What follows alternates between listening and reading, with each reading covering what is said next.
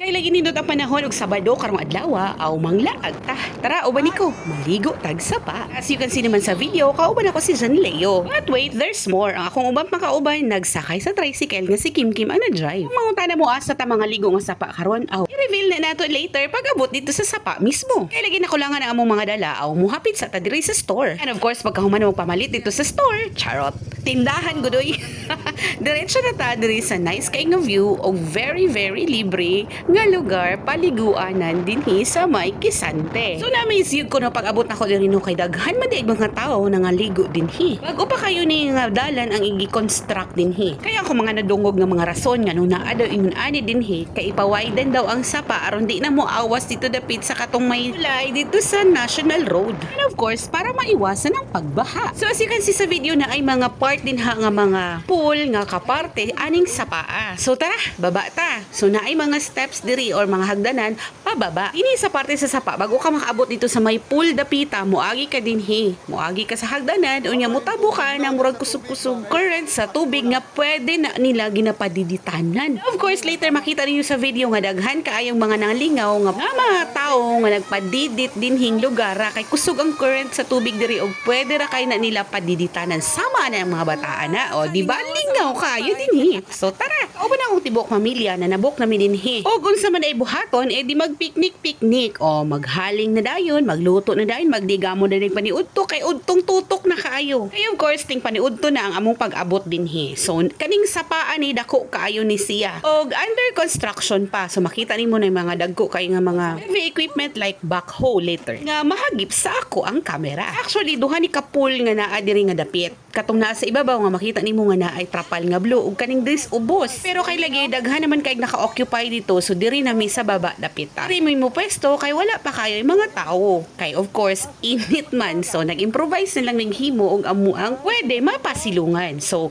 tara, i-explore nato ning lugar ah. Ning mga bataan ni diri sa video kay maonin silang mga locals lang nga nagpuyo nga dool lang diri sa may sapa. Ay lagi sapa pa ginawa ng atuan aw. Dalo na pud mo ang mga labhunon og labhan na pud diri kay para isa lang kawaswasan. Go. So mao ni akong giingon nga manglaba, maligo, mag-enjoy, mag-picnic in once isa ka place. O di ba? O asa pa ka na libre pa gyud. And of course ako ni feature si Kaykay nga nagtabang og labas sa iyang inahan. Kay lagi ganahan kay ko manglaba diri sa sapa mga madikay nga numan dali ra kaayo mahuman. Isa ka hawaswasan lang kay daghan makig tubig abunda naman daan. Makatipid ka sa tubig, makatipid pa ka sa hago. Unya hay-hay ra pud nimo sa bato inig ka human nimo og pangwaswas ana. O di ba basic? So kani sapaan niya water source daw ani kay gikan nis ibabaw. Tumpay daw ni atong sapa nga gikan sa New Israel. Dili lang gyud ko na makabalo sa eksakto nga kanang location ani or sa ning sitio basta dito mining agi dito sa may alam nga kilid sa kanang Kisante National High School. O pasulod lang gyud ana niya gamay lang gyud yung pasulod maabot na ka dinhi. Ano mo gipwestuhan sa pagpanglaba aw dili na siya lalom of course pero sa ubos ana nay lalom ug sa taas pud ana kato isa ka pool nga naay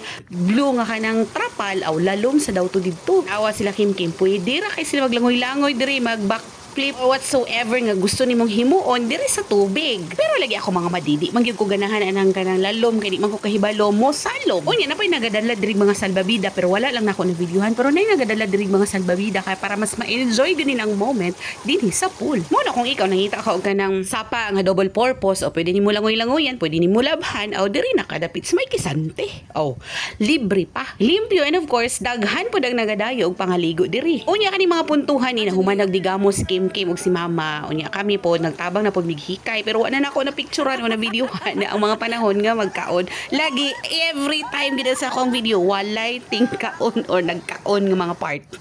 Usually ay nga naman daw mag-video mga kaon man nga grasya man ay imong giatubang hoy tamad lang jud kay gusto lang jud mo kaon dayon. So mo ni ang highlights ni activity nga pwede nimong himuon kung diri ka maligo. Side sa magsalom-salom ka dito sa may pool o pwede ra kainin nimo himuon dinhi nga enjoy pa jud kaayo sa kay lagi dili magud usual makit-an sa mga sapa o kani kay kusog ang current so pwede ra kaayo pero ako madi palaban jud kog kabo. Hoy, and of course pagkahuman scared na dayon mga alas 3 man siguro ni sa hapon or before 3 kay nga naman kaulan nun or basig magabaha madlok sa tanong. So sa mo ang view pauli aw ingon ani gid kagwapo ang imo makitaan. O tanawa kaming tanan nami dir tricycle. Balhin ako sakay dir tricycle kay init na kayo di na makaya sa commute. Basig mapagtong ta mahimo ta anig maalaan ta anig bakukang. Hoy. Hay nako. And of course pakita na ko sa inyo ha ang pwede nimong maagian pauli og pasdulong gani na magud kay wala magud ko naka video so ipakita na ko sa inyo ha ingon ani ang inyong dalan padulong dito sa may sapa. Naapon siya rough road pero dili gyud kaayo super duper rough nya di pud kaayo layo ang rough roads. Duol ra gyud ni siya mga wadi carry ra kayo sa tricycle.